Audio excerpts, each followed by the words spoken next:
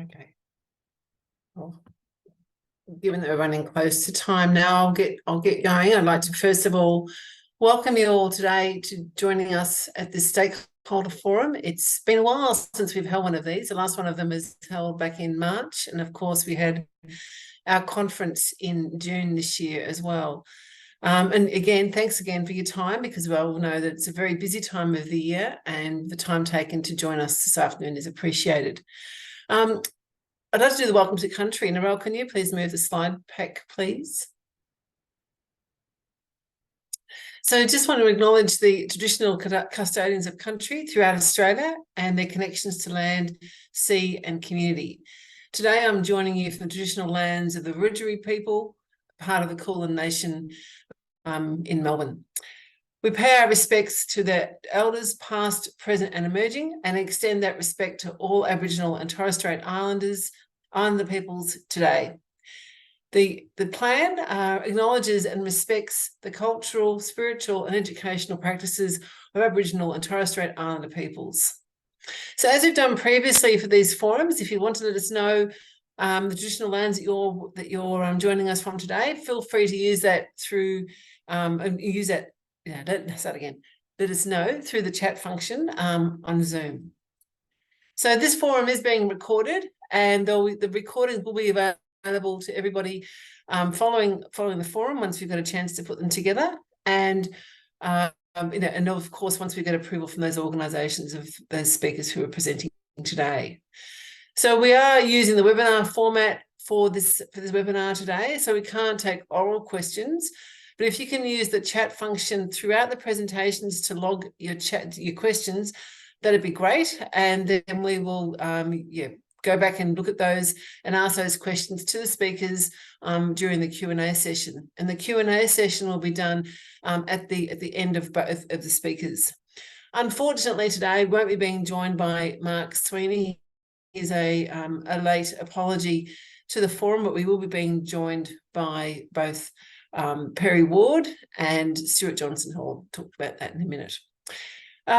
So if we run out of time for the question session, I don't think we will today because we do have a bit more time because Mark isn't available.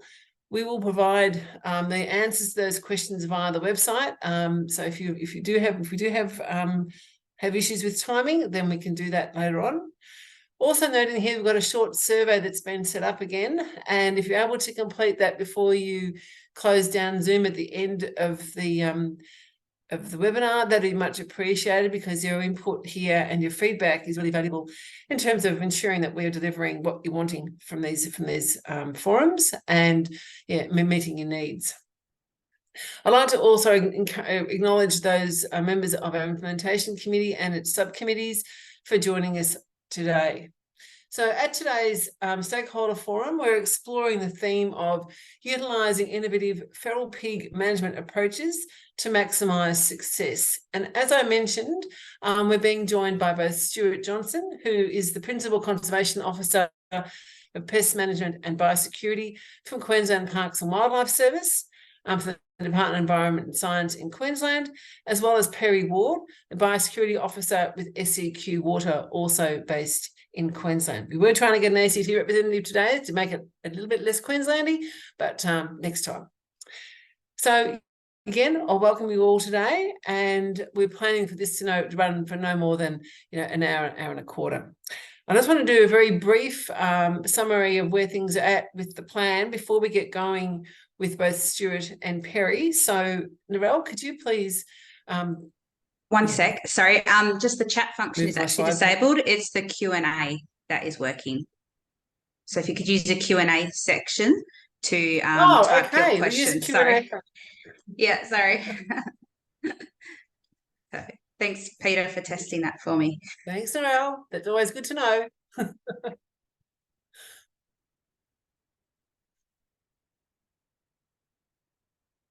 Okay, so can you go to the next slide now, please, Narelle? And keep going. So I'm just going to provide you with a brief update today about where things are at with the program. I just thought it was a good opportunity to do that. We haven't done that for a while. As you all may know, the National Feral Pig Management Coordinator Program that's being funded by the Department of Agriculture, Fisheries and Forestry, if I've got that right around the right way, was extended to June 30, 2025 by Minister Watt back in June this year, and that was announced at our conference.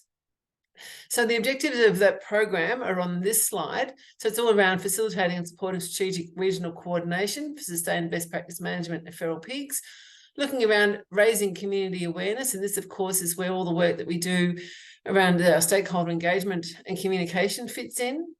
We're looking to progress the adoption of best practice management and addressing all those knowledge gaps. And again, today, this is part of being able to provide information to everybody from the work that's going on, for example, with Queensland. And importantly, looking at driving effective and ongoing investment into feral pig management. Next slide, please, Narelle.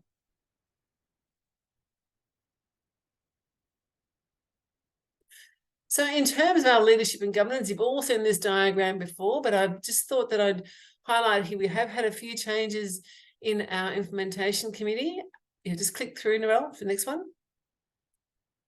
So as you may know from our newsletter, our recent newsletter, Ricky Archer has stepped down as our independent chair at the end of November, and he's taken on a role which is very exciting as the Director of Parks Australia with the Department of Climate Change, Energy, the Environment and Water based in Darwin. So we'd just like to acknowledge, of course, the contributions that Ricky has made throughout the time, throughout the work that's been going on with the National Feral Pig Action Plan and its development, as well as through the implementation committee. I'm going to click through again, please, Narelle. And I'm really pleased to advise that John Gavin has taken on the role of our interim chair of the implementation committee, and that was discussed and advised to the implementation committee at their last meeting on the 20th of November. Click through 1% more, please, Narelle. And also wanted to welcome Dave Worsley from New South Wales as our new land manager representative, who takes the place of Zena Ronfeld, who stepped down from the implementation committee in June this year. So thanking also for Zena for her contributions throughout the development of the plan and on the implementation committee. Next slide, please, Narelle.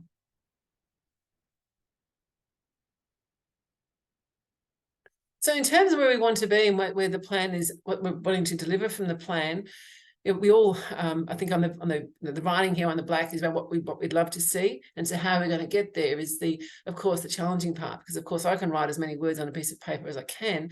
It's about what we can do to deliver that. So we're wanting to have proactive landscape scale cross-senior participation of land managers in our community-led programs wherever possible. Having those programs with defined management goals and having targets that are measurable. How we do that, of course, is the ongoing challenge.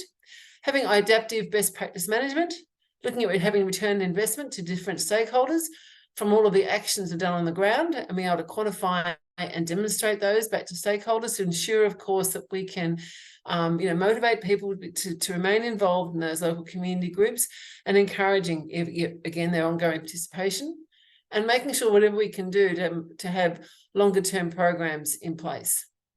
So to do that, of course, we need to have connected and supported and engaged communities. We're looking to drive that coordinated action on the ground. And for that, of course, is we need to be really open to adapting what we do and having alternate management approaches and monitoring tools that are available to help support those programs. And again, today we'll have some discussion around some of the innovations that are going on with existing tools, but how they're being used. Having evidence-based management, of course, what we're doing around monitoring, learning from one another and continuing to share information, knowledge, time, labour, resources, etc., as we work together. And of course, the really valuable part here is in ensuring that we have effective and ongoing communication, open communication across all those many groups out there who are dealing with feral pig problems at the local level. So making sure, of course, people are connected wherever we can. Next slide, please, Narelle.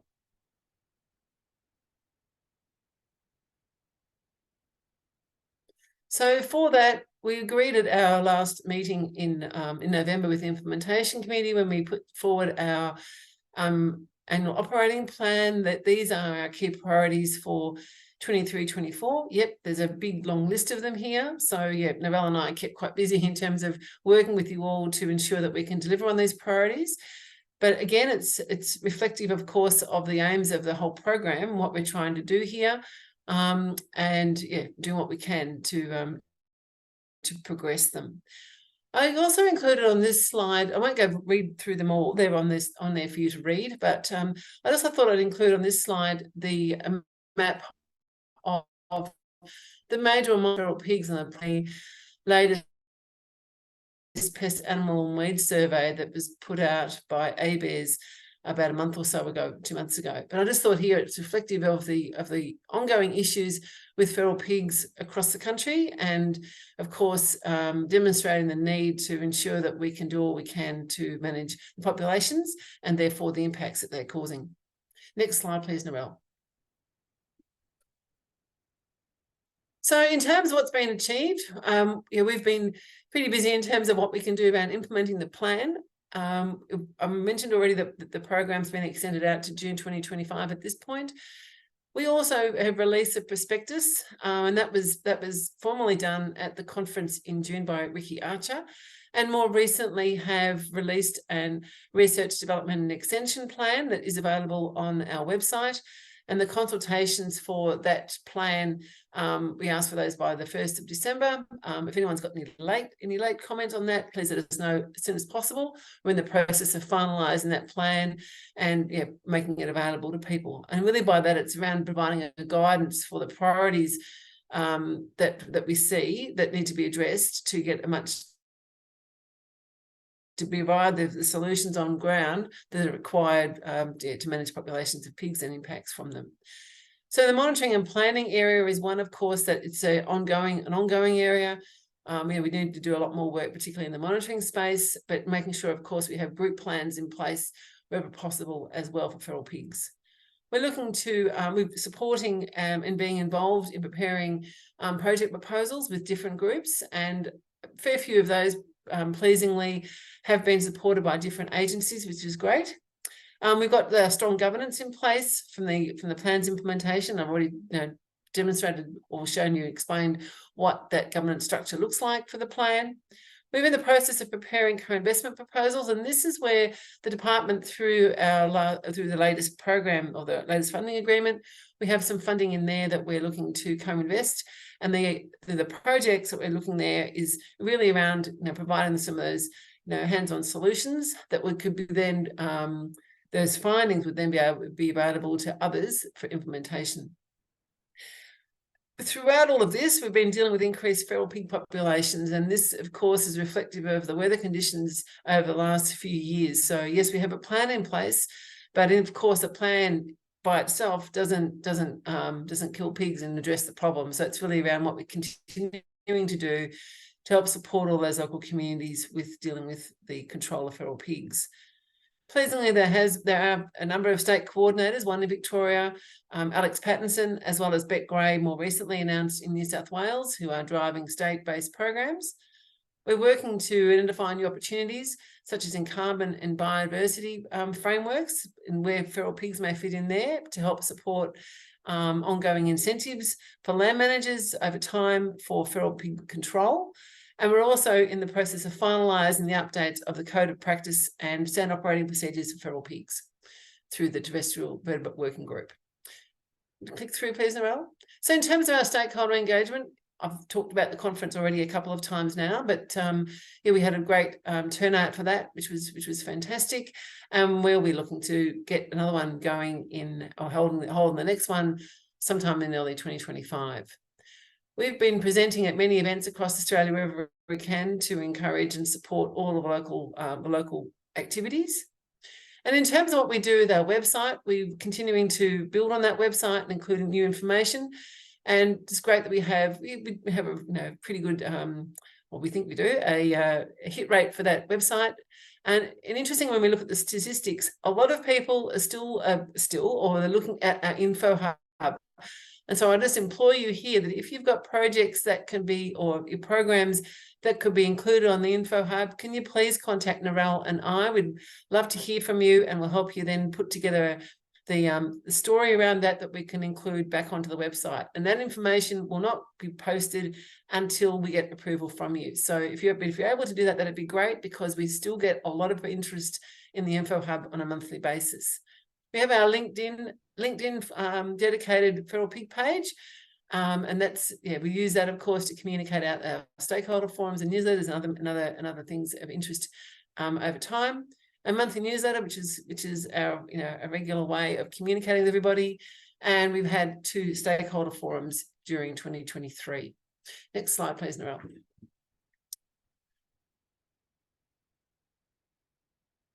So I just thought I'd briefly summarise some of the key findings from the recent ABARES National Pest and Weed Survey. And I just thought this was interesting. I just looked at the importance of actions to improve local pest and weed management. And interestingly, of course, when you're talking to land managers, they always want to have the new and improved tools and information, etc., and methods. But it is interesting when you're looking at what's important to moderately important, add those 2 up and see what that looks like. The work that we're doing in terms of trying to build coordination, providing more training, looking at resources about coordination and having this available. We still have a lot of work to do in terms of building the power of coordinated activity. So I think it just shows here that we have an opportunity to continue to promote the benefits from coordinated actions. And just because you haven't got the latest shiny thing, it's actually that this is the hard part, of course, in all of this. Next slide, please, Narelle. And I put this slide in here because it's looking at the selection of why people choose the methods that they do, and the focus of that effort as well. So, of course, this is just showing that, looking at a population of pigs, the majority of them are sitting there between 0 and 2 years of age. So if you're focusing on those larger males or females, yes, you'll remove some pigs out of the system, but you're not going to necessarily control that population. And I'm sure I'm not telling you anything new here. I think it really just comes down to making sure that we're choosing the right methods to suit the situation that we have to hand. So I just thought this was a good thing just to keep in the back of our minds in terms of why we need to have an integrated approach to feral pig control. And of course, making sure that we're getting and using the methods we have available to control populations of feral pigs effectively and efficiently. Next slide, Narelle. So in terms of the current situation, again, it's just a brief summary of some of the key findings from the ABARES survey. Interestingly here, this is across all pest animals, so not just for pigs. But you can see here that 89% of land managers reported problems of pest animals and their properties in 2022, with an average expenditure on pest control being around $10,000 a year, with owner-operators spending about 4 times as long as contractors, employees, and other people managing pests and weeds. So you can see here, of course, the extensive amount of time and effort that's taken by people to control pests and weeds in their properties. Interestingly too, and a bit of this may of course be reflective of other methods or other vertebrate pests that are being controlled, but you can see here how ground shooting is the most common methods that's being used by land managers. And of course, for managing large populations, it doesn't matter what we can do there. So we need to be thinking about using wherever we can, and of course different jurisdictions are different in terms of the requirements, but looking of course using effective control methods such as aerial shooting and ground baiting before we go off doing ground shooting if we've got reasonable populations of pigs on the ground. So it's just interesting in terms of the effectiveness rates as well as the common management methods that are being used across all vertebrate pest species. Thanks, Narelle. So in terms of the other really important part here, of course, is the importance of peers and neighbours and influencing them, and how we can work with peers and neighbours to influence land managers because they're viewing them as the most important source of advice and information. Here, of course, I'll keep going, Narelle, if that's okay.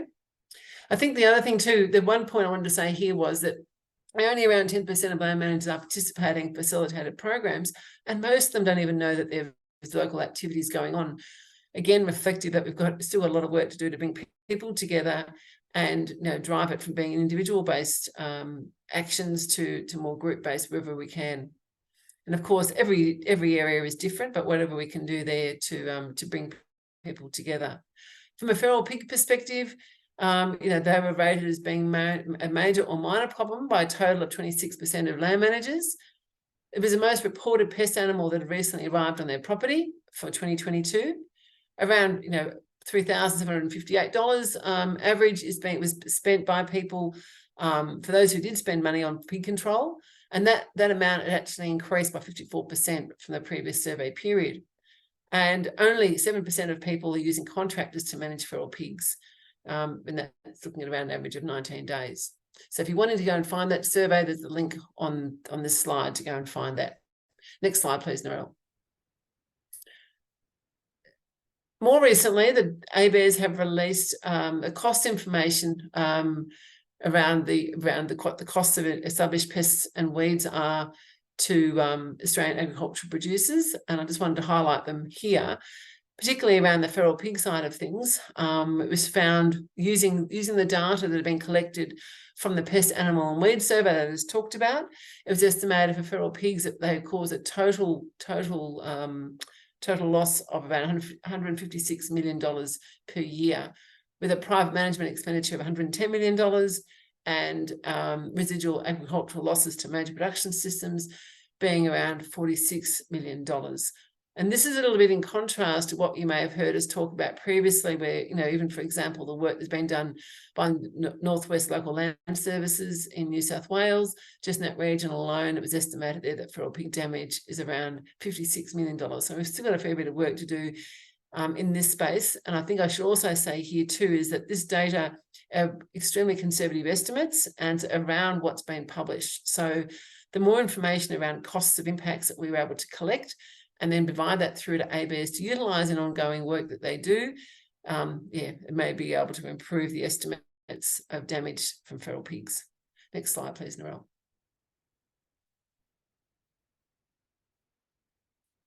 Just briefly now to summarise where we're up to, looking here, what's needed. We can't manage what we don't measure. So we really need to be thinking more about that measuring success. And I know I've talked about this many, many times before, but having that collective and coordinated effort is really important, focusing on changes in impacts and populations and not just numbers killed, making sure that we're collecting meaningful data to land managers on the ground and doing that consistently, and having management targets in place in plans. Next slide, just click through, please, Narelle. So what are we monitoring? Really wanting to work out there how feral pigs are impacting you and your neighbours. And that, of course, will influence what you measure. And then it's how you measure it and how you record it and how you share it. How that could be done, of course, there's a number of ways that can be used from a monitoring perspective to get some data. But even looking at what's happening on the ground and noticing that is a great start as well. So whether it's doing photo point monitoring and records of physical damage, as well as other techniques, being able to collect that information and look at changes over time would be great. Next slide, please, Narelle. So just finally, I'm sure we can outsmart the pig when we get all our ducks lined up and continue to focus on what we're doing.